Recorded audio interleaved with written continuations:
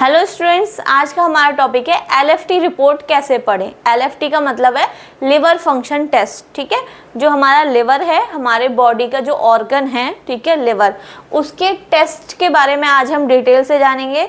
ये जो रिपोर्ट्स है ना, इसको हम कैसे पढ़ें, इसमें क्या क्या चीज़ें आती हैं। बिलिरुबिन आता है हमारा, ठीक है, डायरेक्ट बिलिरुबिन आता है, इनडायरेक्ट बिलिरुबिन आता है, कॉन्जुगेट आता है, सारी चीज़ें डिटेल में पढ़ेंगे। जॉन्डिस क्या होता है, जॉन्डिस कैसे पता कर सकते हैं हम, प्री हेपेटिक जॉन्डिस क्या होता है, हेपेटिक जॉन्डिस क्या होता है, पोस्ट हेपेटिक जॉन्डिस कैसे होता है, या फिर हम किस मतलब जो एलएफटी की रिपोर्ट है उससे कैसे पता कर सकते हैं कि हमें कौन सा वाला जॉन्डिस हुआ है, उसी के हिसाब से हम ट्रीटमेंट लेते हैं। सारी चीज़ें डिटेल में डिस्कस करेंगे। बिलिरुबिन बढ़ता है तो क्या होता है, कौन सी डिजीज़ कंडीशन होती है, एसजीओटी क्या होता है, एसजीपीटी क्या होता है ना, सारे एंजाइम्स के बारे में बात करेंगे।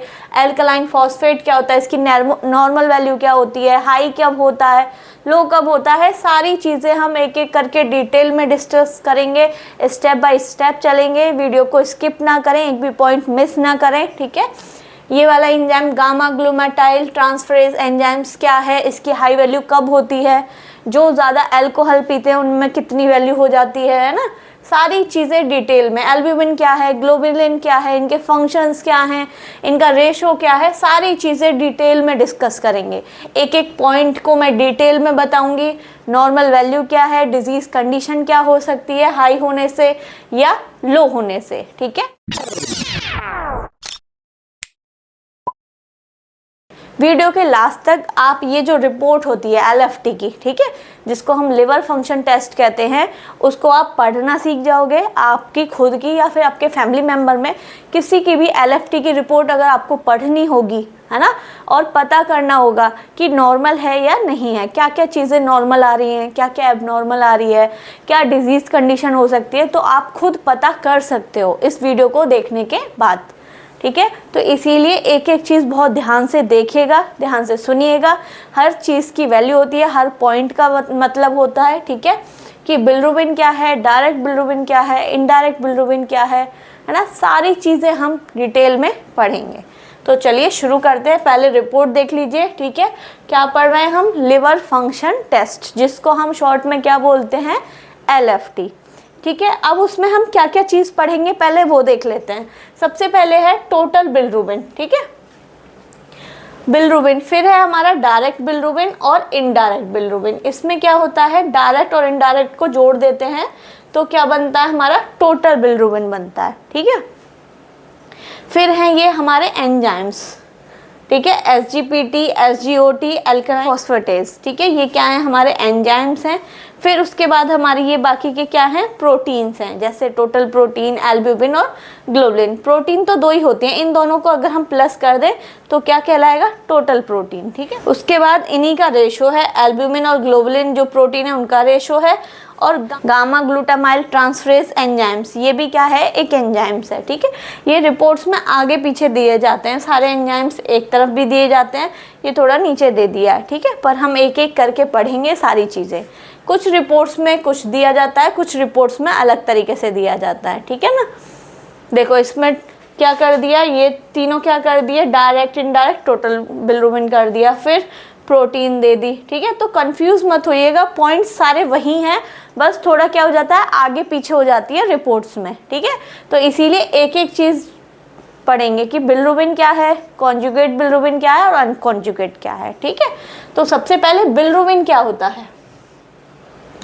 ठीक है, बिलिरुबिन क्या होता है, आपने कई बार सुना होगा कि जब हमारी बॉडी में बिलिरुबिन का लेवल, ठीक है, बढ़ जाता है तो हमें क्या हो जाता है, जॉन्डिस हो जाता है, मतलब कि पीलिया हो जाता है। ठीक है, तो बिलिरुबिन क्या, एक येलो कलर का कंपाउंड होता है। ठीक है, जो कब प्रोड्यूस होता है, ब्रेकडाउन ऑफ द हीमोग्लोबिन। ठीक है, हमारी आरबीसी होती है, आरबीसी के ऊपर हीमोग्लोबिन पाया जाता है, जो क्या है, एक पिगमेंट है। ठीक है, उसके ब्रेकडाउन से, मतलब उसके टूटने से एक हीम और ग्लोबुलिन, हीम और ग्लोबिन, ठीक है, दो पार्ट्स में वो डिवाइड होता है। तो जो हीम वाला पार्ट है उससे आगे जाके क्या बनता है, बिलिरुबिन बनता है, जो कैसा होता है, येलो कलर का पिगमेंट होता है या कंपाउंड होता है। वही हमारे यूरिन में जाके, ठीक है, यूरिन में आता है, उसकी वजह से हमारा जो यूरिन है वो येलो कलर का दिखाई देता है। ठीक है, तो बिलिरुबिन समझ में आया। उसकी वैल्यू क्या है, 0.3 से 1.2 mg पर DL। क्लियर। अब ये दो तरीके से होता है, एक होता है डायरेक्ट, ठीक है, कैसा, डायरेक्ट, या उसको हम क्या बोलते हैं, कॉन्जुगेटेड। एक होता है इनडायरेक्ट, जिसको हम क्या बोलते हैं, अनकॉन्जुगेटेड। ठीक है। अब कॉन्जुगेटेड क्या होता है और अनकॉन्जुगेटेड क्या होता है वो हम नेक्स्ट स्लाइड में देखेंगे। ठीक है, पहले इनकी वैल्यू देख लीजिए। ठीक है, 0 से 0.2 mg पर DL और इसकी है 0.0 से 0.8 mg पर DL। ठीक है। अगर हमारे ब्लड में बिलिरुबिन का लेवल बढ़ जाता है, ठीक है, देखिए एलिवेटेड बिलिरुबिन लेवल में लीड्स टू जॉन्डिस। ठीक है, हमारी बॉडी में बिलिरुबिन का लेवल बढ़ जाता है किसी भी रीज़न से, ठीक है, तो वो क्या कंडीशन होती है, जॉन्डिस की। ठीक है, जॉन्डिस क्या होता है, पीलिया। जब हमारे, ठीक है, हमारी स्किन, म्यूकस मेम्ब्रेन या हमारे आँख का जो स्केलरा, हमारे नेल्स जो हैं, ठीक है, ये कैसे दिखने लग जाएं, येलो कलर के दिखने लग जाएं। ठीक है, किसके कारण से, इनमें क्या हो जाता है, जो हमारी बॉडी में बिलिरुबिन का जो अमाउंट है वो बढ़ना शुरू हो जाता है। मतलब बिलिरुबिन अगर हमारी बॉडी से बाहर निकलता रहे तो ठीक रहता है, अगर वो हमारी बॉडी में कहीं भी डिपॉजिट होने लग जाए या हमारी बॉडी में एक्स्ट्रा होना शुरू हो जाए तो वो एक डिजीज़ कंडीशन बन सकती है। ठीक है, जिसको हम पीलिया कहते हैं या जॉन्डिस कहते हैं। क्लियर। अगर आपने अभी तक भी मेरे चैनल को सब्सक्राइब नहीं किया है तो मेरे चैनल को सब्सक्राइब करें। वर्षा नर्सिंग एकेडमी के नाम से मेरा चैनल है, उसको सब्सक्राइब करें, उस पर बेल आइकन को हिट करें, जिससे कि आपको नोटिफिकेशंस मिलते रहें नई नई वीडियोस के बारे में।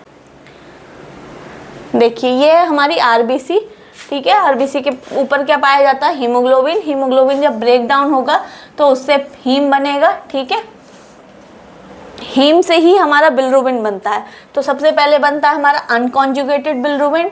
ठीक है, उसके बाद कुछ एसिड्स के साथ क्या होता है, वो कॉन्जुगेटेड में कन्वर्ट होता है। क्लियर।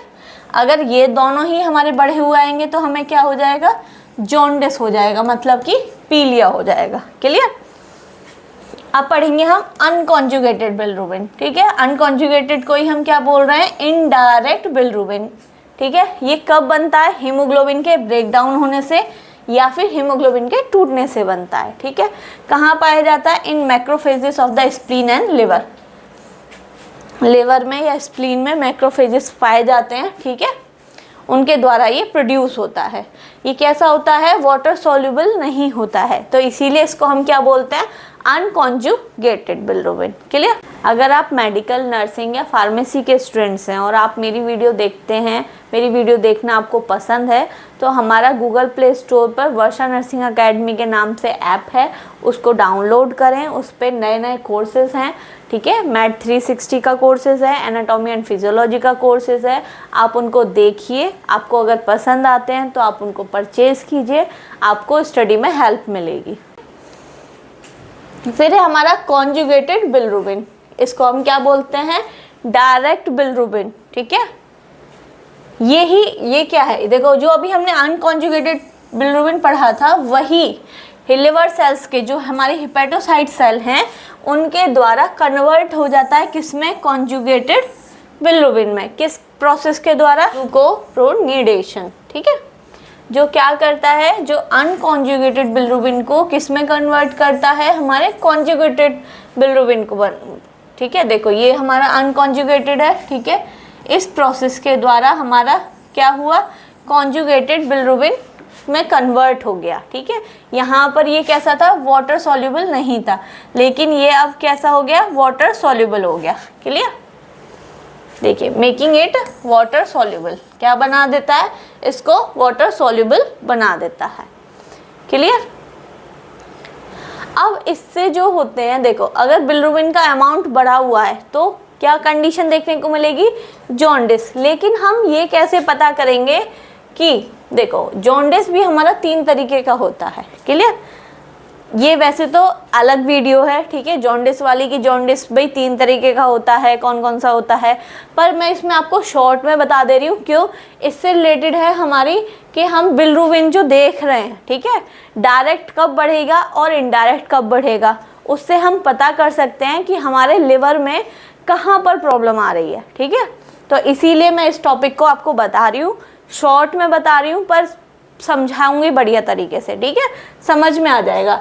देखिए जॉन्डिस हमारा, जॉन्डिस माने पीलिया, 3 तरीके का होता है। प्री हिपैटिक, ठीक है, जिसको कि हम क्या बोलते हैं, हीमोलाइटिक जॉन्डिस। इसमें क्या होता है, प्री हिपैटिक, हिपैटिक का मतलब होता है लिवर, ठीक है, मेडिकल टर्म में हिपैटिक को ही हम लिवर बोलते हैं, क्लियर। इसीलिए हिपैटोसाइट्स मतलब लिवर सेल्स, क्लियर।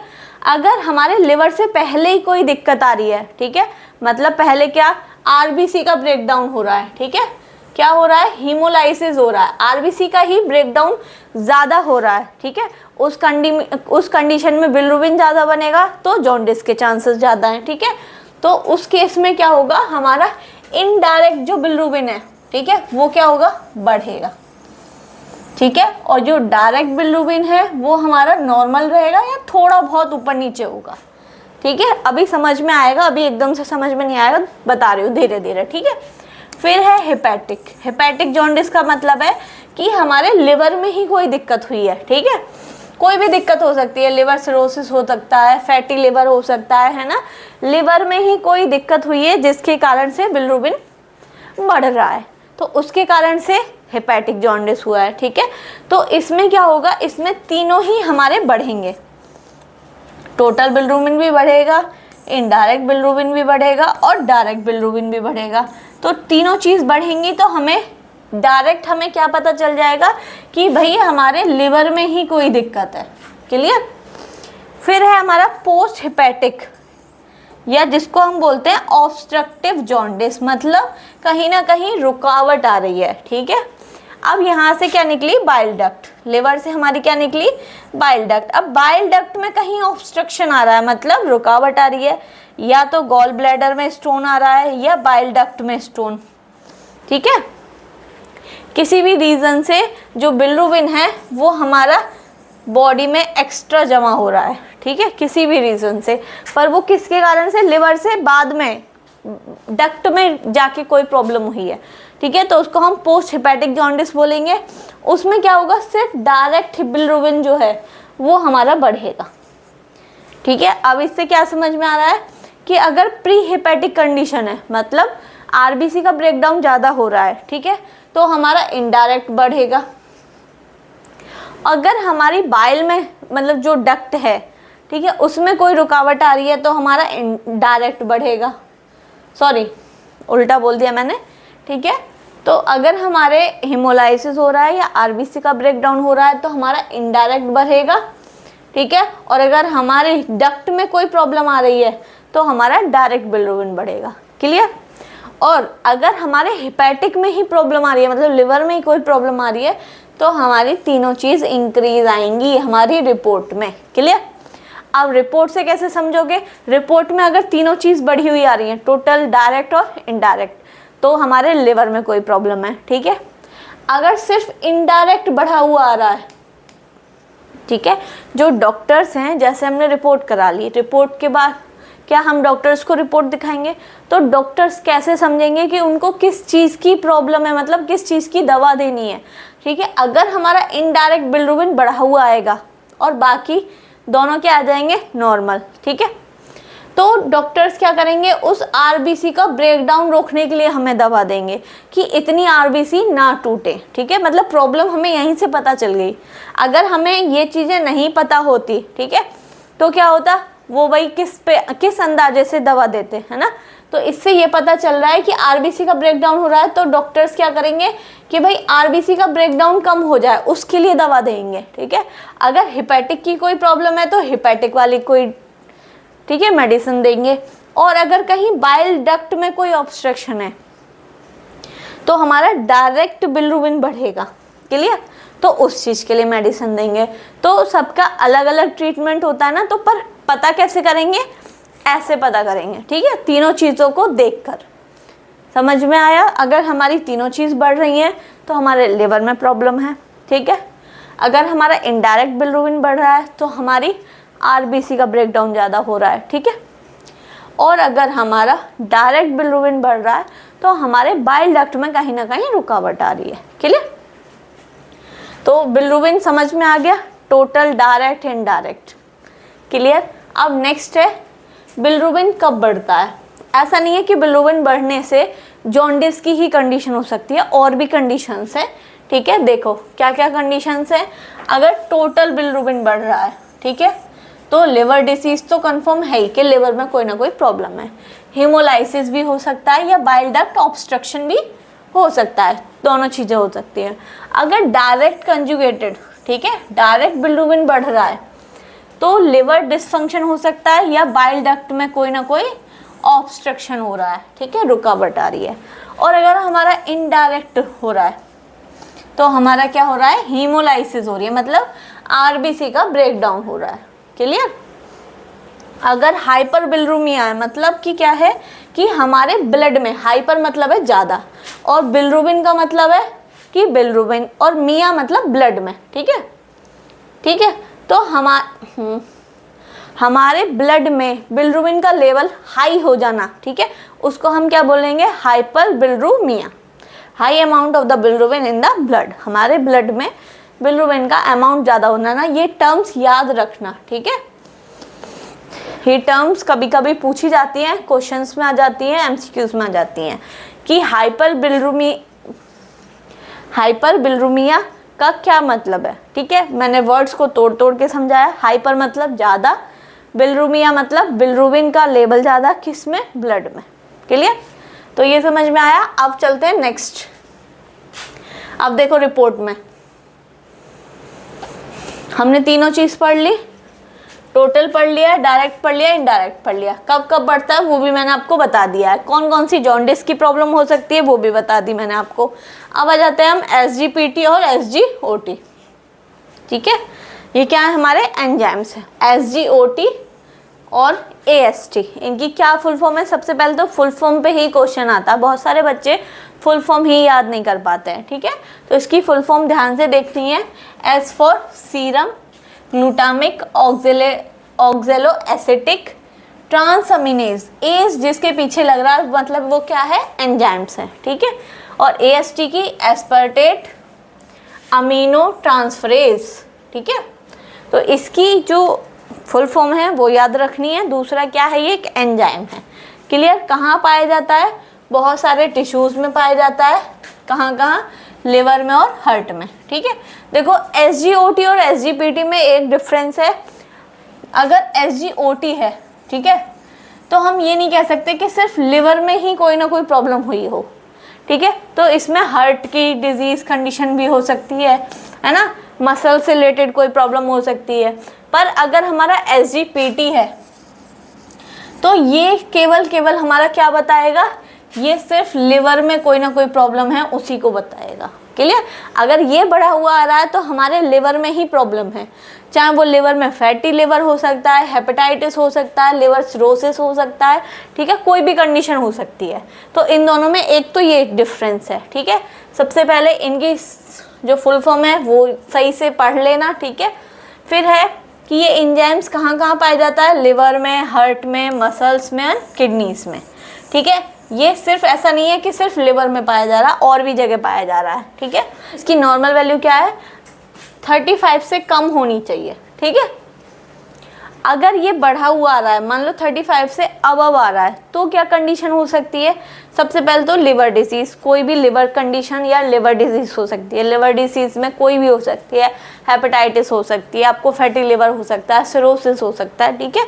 तो हमें एक आइडिया लग जाएगा कि हाँ भाई लिवर की कोई प्रॉब्लम हो सकती है। दूसरा, हार्ट डिसीज भी हो सकती है। ऐसा नहीं है कि हमारा SGOT अगर बढ़ा हुआ आ रहा है, ठीक है, तो और सिर्फ लिवर से रिलेटेड ही प्रॉब्लम होगी, और भी कंडीशंस हो, मसल्स डैमेज हो सकती हैं, ठीक है। क्यों, क्योंकि ये जो टिश्यूज मतलब ये जो एंजाइम्स है वो कहाँ कहाँ पाया जा रहा है, हमारे लिवर में, हार्ट में, मसल्स में और किडनीज में, ठीक है। तो अगर इसकी वैल्यू बढ़ी हुई आएगी तो हमारी लिवर डिसीज़ भी हो सकती है, हार्ट डिसीज़ भी हो सकती है, और मसल्स भी डैमेज हो सकती हैं, ठीक है। तो एक चीज़ देखकर हम ये आइडिया नहीं लगा सकते कि भाई लिवर में प्रॉब्लम है। इसीलिए जो LFT है उसमें पूरी रिपोर्ट्स देखते हैं, ठीक है, कि किस में कहाँ कहाँ प्रॉब्लम आ रही है। क्लियर। अब देखते हैं SGPT, ठीक है, जो मैंने आपको बताया था। SGPT अगर हमारा बढ़ा हुआ आता है तो हमें कंफर्म ही कोई ना कोई लिवर में ही प्रॉब्लम है और कहीं नहीं हो सकती, ठीक है। तो मेनली जो एसजीपीटी है वो किसके लिए होता है, लिवर के लिए। सबसे पहले एसजीपीटी की फुल फॉर्म देख लीजिए, सीरम ग्लूटामिक पायरुविक ट्रांसअमीनेज। एज जहाँ भी लग रहा है उसका मतलब है कि कोई ना कोई क्या है, ये एंजाइम है। एएलटी की एलानाइन अमीनो ट्रांसफरेज, ठीक है। इसकी फुल फॉर्म ही याद रखनी है, ठीक है। अगर हम रिपोर्ट पढ़ते हैं तो उसमें एसजीओटी एसजीपीटी ही लिखा होता है। अगर कोई क्वेश्चन आ जाता है तो हमें फुल फॉर्म पूछ लेते हैं, क्लियर। ये कहाँ पे पाया जाता है, हमारा लिवर में ही पाया जाएगा, ठीक है। तो अगर इसकी वैल्यू में कोई भी दिक्कत होगी तो हमारे लिवर डिसीज होगी। मोर लिवर स्पेसिफिक एंजाइम क्या है, लिवर स्पेसिफिक एंजाइम है कंपेयर टू एसजीओटी। एसजीओटी कहाँ कहाँ पाया जा रहा था, हर जगह पाया जा, लिवर में, हार्ट में, किडनी में, मसल्स में, ठीक है। पर लेकिन हमारा क्या है, एसजीपीटी सिर्फ कहाँ पाया जा रहा है, लिवर स्पेसिफिक है, लिवर में ही पाया जाता है, ठीक है। और अगर इसकी 35 से कम है तो नॉर्मल वैल्यू है। अगर इससे ज़्यादा है तो क्या क्या प्रॉब्लम हो सकती है, अगर इसकी वैल्यू एलिवेटेड है, 35 से ज़्यादा है, ठीक है, तो क्या इंडिकेट करता है कि कोई ना कोई लिवर डिसीज हो सकती है, ठीक है। अब वो लिवर डिसीज में कौन कौन सी हो सकती है, हेपेटाइटिस हो सकती है, फैटी लिवर हो सकता है, ठीक है, लिवर सिरोसिस हो सकता है, या लिवर में कोई इंजरी हो सकती है। उसके कारण से हमारी जो एसजीपीटी की जो वैल्यू है वो बढ़ी हुई आ रही है किसी भी रीज़न से, ठीक है। लिवर में कोई ना कोई प्रॉब्लम हुई है तभी हमारी एसजीपीटी की वैल्यू बढ़ी हुई आ रही है, क्लियर। अब नेक्स्ट है हमारा एल्कलाइन फॉस्फेटेज, ठीक है, एल्कलाइन फॉस्फेटेज। एज लग रहा है मतलब ये भी क्या है, एक एंजाइम है, clear. Enzymes found through out the body, ये हमारी पूरी बॉडी में पाया जाता है, ठीक है। हायर कंसंट्रेशन कहाँ कहाँ ज़्यादा पाया जाता है, लिवर में, बाइल डक्ट में, बोन्स में, किडनीज में, प्लेसेंटा में, ठीक है। प्लेसेंटा जब प्रेगनेंसी होती है उस टाइम पर बेबी और मदर के बीच में बॉन्ड बनाए रखने का, ऑक्सीजन सप्लाई करने के लिए उसको हम प्लेसेंटा बोलते हैं, ठीक है। तो प्रेगनेंसी के टाइम पे थोड़ा सा इसमें हाई हो जाता है। तो कहाँ कहाँ पाया जा रहा है, लिवर में, बाइल डक्ट में, बोन्स में, किडनीज में, ठीक है। और इसकी नॉर्मल वैल्यू क्या है, 33 से 98, क्लियर। अभी देख लेते हैं कि हाई कब होता है और लो कब होता है, ठीक है, और क्या कंडीशंस होती हैं। देखो हाई किस किस कंडीशंस में होगा, एएलपी मतलब एल्कलाइन फॉस्फेटेज, ठीक है। हाई होगा मतलब हाइपर, हाइपर मतलब ज़्यादा, ठीक है। फॉस्फेटेज मतलब फॉस्फेट, ठीक है। मिया मतलब ब्लड, ठीक है, मतलब ब्लड में एल्कलाइन फॉस्फेटेज का ज़्यादा हो जाना क्या कहलाएगा, हाइपर फॉस्फेटेज मिया, क्लियर। तो एक कंडीशन है कोलेसिस्टेसिस, ठीक है। कोलेसिस्टेसिस में क्या होगा कि कोई ना कोई ब्लॉकेज हो गई है, ठीक है, बाइल में कोई ना कोई ब्लॉकेज हो गई है जिसके कारण से एएलपी क्या है, हाई हो रहा है, बहुत ज़्यादा हो रहा है, ठीक है। एल्कलाइन फॉस्फेटेज जो है एंजाइम बहुत ज़्यादा हो रहा है। अब वो चाहे बाइल डक्ट में गॉल स्टोन हो उसके कारण से, या बाइल डक्ट में कोई ऑब्स्ट्रक्शन आ गई हो, कोई रुकावट आ गई हो उसके कारण से, ठीक है, एएलपी की जो वैल्यू है वो हाई आती है। या फिर प्रेगनेंसी में सेकेंड और थर्ड ट्राइमेस्टर में भी एएलपी की वैल्यू क्या होती है, वो इंक्रीज होती है नेचुरली, ठीक है। जैसे प्रेगनेंसी में first trimester, second trimester, third trimester, 3 trimester होते हैं ना, तो ऐसे ही सेकेंड और थर्ड पर प्रेगनेंसी के टाइम पर एएलपी एल्कलाइन फॉस्फेटेज की वैल्यू थोड़ी सी हाई आती है, वो नॉर्मल है। या फिर बोन फॉर्मेशन या फिर रिमोल्डिंग वगैरह होती है, बोन फॉर्मेशन होती है, उस टाइम पर भी एल्कलाइन फॉस्फेटेज की जो वैल्यू है वो थोड़ी सी हाई हो जाती है, क्लियर। अब लो किस किस कंडीशंस में होगी, सबसे पहले तो इसका जो मेडिकल टर्म्स हैं, लो होगा मतलब हाइपो, हाइपो मतलब लो, फॉस्फेटेज मतलब फॉस्फेट, मिया मतलब ब्लड, ब्लड में फॉस्फेटेज एल्कलाइन फॉस्फेटेज की वैल्यू कम हो जानी, लो आना, ठीक है। ये क्या है, एक रेयर जेनेटिक डिसऑर्डर है जो किसको अफेक्ट करती है, बोन डेवलपमेंट को, ठीक है। बोन सही से नहीं हो पाता अगर एएलपी की वैल्यू क्या है, लो है, लीडिंग टू ब्रिटल बोन्स और द बोन पेन, मतलब टूटने का ज़्यादा डर रहता है और बोन में पेन ज़्यादा रहता है, ठीक है। जिनमें ALP मतलब अल्कालाइन फॉस्फेटेज की अगर वैल्यू लो है, ठीक है, तो वो क्या है, एक या तो बोन डेवलपमेंट में अफेक्ट कर रहा है, रेयर जेनेटिक डिसऑर्डर है, बोन में बैक पेन हो सकता है, उस कंडीशंस में लो आती है इसकी वैल्यू। समझ में आ गया कि अल्कलाइन जो है हमारी ALP कब हाई हो रही है और कब लो हो रही है, ठीक है। अब नेक्स्ट है हमारा,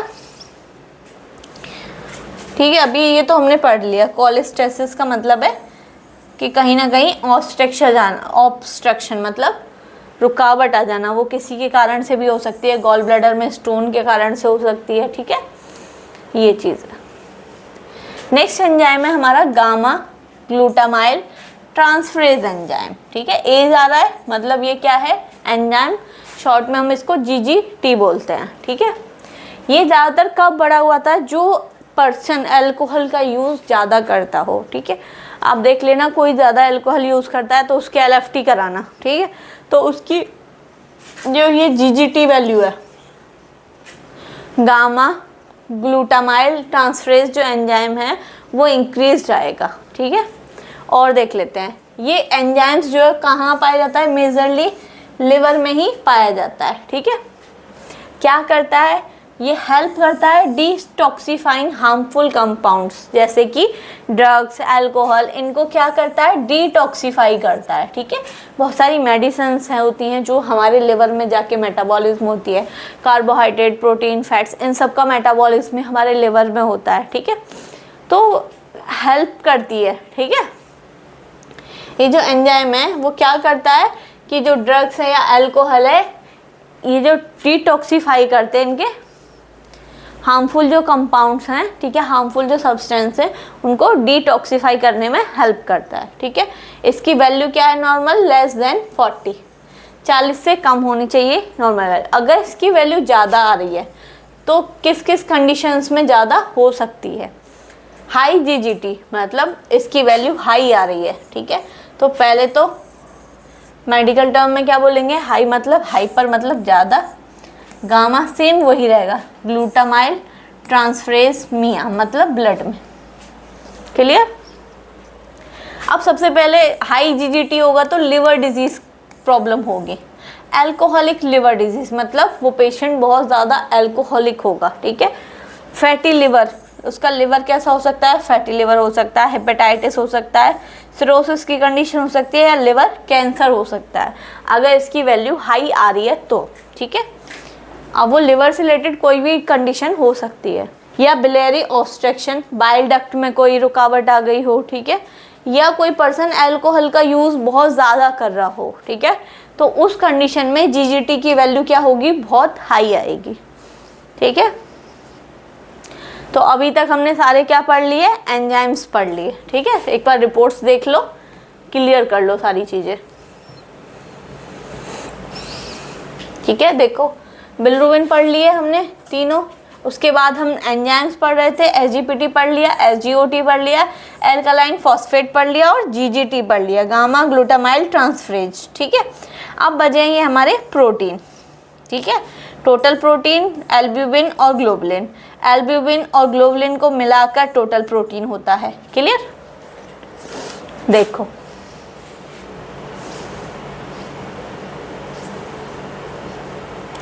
एल्ब्यूमिन, सबसे पहले एल्ब्यूमिन क्या है, प्रोटीन है, ठीक है। क्या काम करता है, ये ऑन्कोटिक प्रेशर या ऑस्मोटिक प्रेशर को मेंटेन करके रखता है।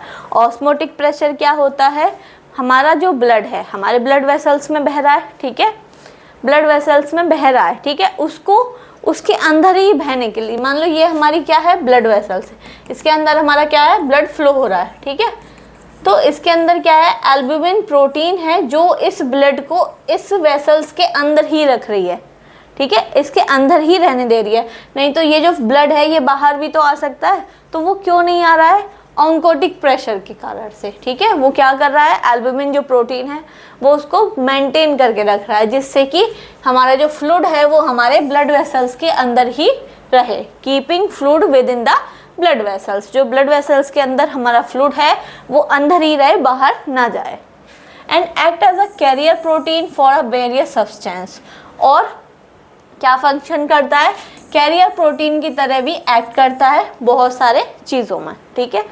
अगर एल्ब्यूमिन की वैल्यू हाई हो जाती है, ठीक है, तो किस कंडीशंस में हो सकती है, पहले तो टर्म क्या है, हाइपर एल्ब्यूमिनिया, ठीक है, मतलब एल्ब्यूमिन की मात्रा ब्लड में ज़्यादा हो जाना, ठीक है।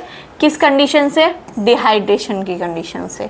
डिहाइड्रेशन की कंडीशन में वाटर लॉस हो जाएगा, ठीक है, तो एल्ब्यूमिन का अमाउंट क्या हो जाएगा, ज़्यादा हो जाएगा, क्लियर। और लो किस किस कंडीशन में होगी, सबसे पहले तो हाइपो एल्ब्यूमिनिया, ठीक है, हाइपो मतलब कम, एल्ब्यूमिन मतलब एल्ब्यूमिन और ब्लड में, ठीक है, ब्लड में एल्ब्यूमिन का मात्रा कम हो जानी, ठीक है। किस किस कंडीशन में हो सकती है, लिवर डिसीज़ की कंडीशन में, किडनी डिसीज़ या माल न्यूट्रिशन, ठीक है, मतलब कि कोई माल न्यूट्रिशन मतलब उसको पोषण नहीं मिल पाया है, प्रोटीन नहीं मिल पाई है, जिसके कारण से एल्ब्यूमिन क्या हो गई है, कम हो गई है, क्लियर।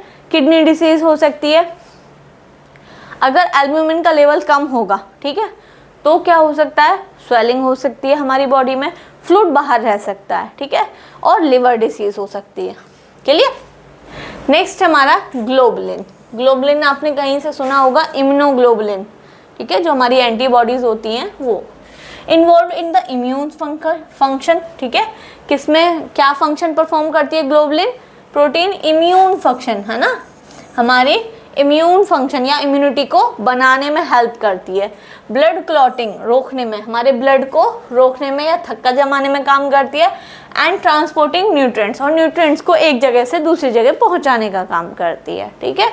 अब अगर इसकी वैल्यू ज़्यादा हो जाती है तो क्या कंडीशन होती है, पहले उसको टर्म्स को क्या बोलेंगे, हाइपर ग्लोबुलिमिया, ग्लोबुलिन की मात्रा ज़्यादा हो जानी ब्लड में, ठीक है। तो वो किस किस कंडीशन में होगी, क्रॉनिक इन्फ्लेमेटरी डिसीज़, कोई बहुत लंबे समय से इन्फ्लेमेशन हो गया हो उसके कंडीशंस में, या कोई इन्फेक्शन हो गया हो, या कोई लिवर डिसीज़ हो गई हो, ठीक है, तो क्या होगा, तो इसमें हमारी इम्यूनिटी क्या हो गई, इम्यून फंक्शन जो है वो हमारा गड़बड़ हो गया, मतलब वैल्यू हमारी ज़्यादा हो गई, ठीक है। तो इसमें क्या हो सकता है, इन्फेक्शन के चांस होंगे, इन्फ्लामेशन होगा, लिवर डिजीज होगी, ठीक है। अगर ग्लोबुलिन की मात्रा कम है, ठीक है, तो उसको हाइपो बोलेंगे, ठीक है। क्या है ये, हाइपो, हाइपर नहीं, हाइपर मतलब ज़्यादा और हाइपो मतलब कम, हाइपोग्लोबुलिमिया मतलब ब्लड में ग्लोबुलिन की मात्रा कम हो जाना। किस किस में, या तो कोई इम्यून डिफिशिएंसी डिसऑर्डर हो गया हो, ठीक है, जिसमें कि इम्यूनिटी हमारी बिल्कुल कम हो गई, जैसे HIV एड्स, ठीक है, इस तरीके से उसमें ग्लोबुलिन की मात्रा कम हो सकती है, या कोई लिवर डिजीज़ हो सकती है, या कोई किडनी डिसीज़ हो सकती है। उस कंडीशन में जो ग्लोबुलिन है, प्रोटीन है, उसकी मात्रा कम हो सकती है, क्लियर। एल्ब्यूमिन पढ़ लिया, ग्लोबुलिन पढ़ लिया, इन दोनों को जोड़ के क्या होता है, हमारा टोटल प्रोटीन बनता है, ठीक है। अब जो जो कंडीशंस हमने उन दोनों में देखी है वही सेम इसमें होगी। अगर प्रोटीन की मात्रा ज़्यादा होगी, ठीक है, तो हाइपर प्रोटीमिया, ठीक है, ब्लड में प्रोटीन की मात्रा मतलब ज़्यादा कब कब हो सकती है, क्रोनिक इन्फ्लेमेशन हो, या मल्टीपल माइलोमा हो, डिहाइड्रेशन की कंडीशन हो, या ऑटो इम्यून डिसऑर्डर हुआ हो। ऑटो इम्यून डिसऑर्डर मतलब हमारी खुद की सेल्स को डैमेज करें, ठीक है, उस कंडीशन को हम ऑटो इम्यून डिजीज़ या डिसऑर्डर कहते हैं। तो इन कंडीशंस में प्रोटीन की मात्रा क्या होगी हमारी बॉडी में या हमारे ब्लड में ज़्यादा होगी। और कम किस किस कंडीशन में होगी, पहले तो टर्म्स क्या है, हाइपोप्रोटीमिया, ठीक है, लिवर डिजीज़ की कंडीशन में प्रोटीन की मात्रा कम होगी, किडनी डिसीज़ की कंडीशन में, और माल न्यूट्रिशन की कंडीशन में, ठीक है, मतलब बॉडी को जब पोषण ही नहीं मिल पाएंगे, प्रोटीन ही नहीं मिल पाएगी, तो क्या होगा, प्रोटीन की मात्रा क्या हो जाएगी, कम हो जाएगी। तो इस वीडियो में हमने पूरा पढ़ा, एक एक चीज़ें देखो, मैं आपको और एक बार रिपोर्ट दिखा देती हूँ, उससे क्लियर हो जाएगा, ठीक है। देखो हमने टोटल बिलिरुबिन पढ़ लिया, हमने डायरेक्ट पढ़ लिया, इनडायरेक्ट पढ़ लिया, ठीक है, SGPT पढ़ लिया, SGOT पढ़ लिया, एल्कलाइन फॉस्फेट पढ़ लिया, टोटल प्रोटीन पढ़ लिया, एल्ब्यूमिन पढ़ ली, ग्लोबुलिन पढ़ ली, क्लियर। और गामा ग्लूटामाइल ट्रांसफरेज जिसको शॉर्ट में हम GGT भी बोलते हैं, ये भी पढ़ लिया। ये क्या है, इनका रेशो है, ठीक है, जो वैल्यू आती है उनका रेशो निकाल लेते हैं बस।